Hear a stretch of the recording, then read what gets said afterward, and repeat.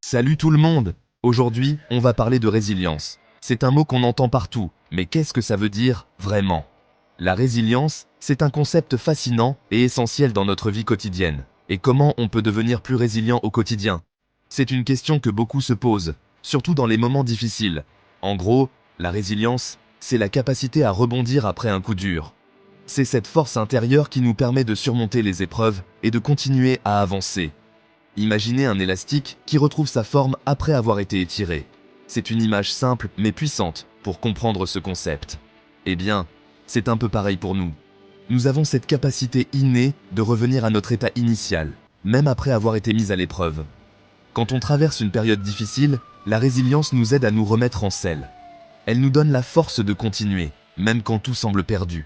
Ce qu'il faut comprendre, c'est que la résilience, ce n'est pas quelque chose d'inné. Ce n'est pas une qualité avec laquelle on naît nécessairement. C'est plutôt comme un muscle qu'on peut entraîner avec le temps. Plus on s'exerce, plus on devient résilient. Alors, comment on fait pour l'améliorer? Il existe plusieurs techniques et habitudes que l'on peut adopter pour renforcer notre résilience. D'abord, il faut essayer d'avoir une attitude positive. Cela ne signifie pas ignorer les problèmes, mais plutôt les aborder avec un esprit ouvert et optimiste. Ça ne veut pas dire ignorer les problèmes, mais plutôt voir chaque obstacle comme une opportunité de grandir. Chaque défi est une chance d'apprendre quelque chose de nouveau sur nous-mêmes. Par exemple, au lieu de se dire « Pourquoi moi ?», on peut se demander « Qu'est-ce que je peux apprendre de cette situation ?» Cette simple question peut transformer notre perspective. Ensuite, c'est super important de se construire un réseau solide. Avoir des personnes sur qui compter peut faire toute la différence. Entourez-vous de personnes bienveillantes et encourageantes. Ces relations positives nous apportent du soutien et de la motivation. Les amis, la famille ou même des groupes de parole peuvent faire toute la différence. Ils nous rappellent que nous ne sommes pas seuls dans nos luttes. Autre point essentiel, l'autocompassion. Soyez indulgents envers vous-même. Apprenez à vous pardonner et à accepter vos imperfections. Tout le monde fait des erreurs. Tout le monde traverse des moments difficiles. C'est une partie normale de la vie.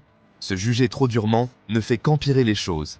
Au lieu de cela, soyez votre propre meilleur ami. N'oubliez pas non plus de prendre soin de votre corps.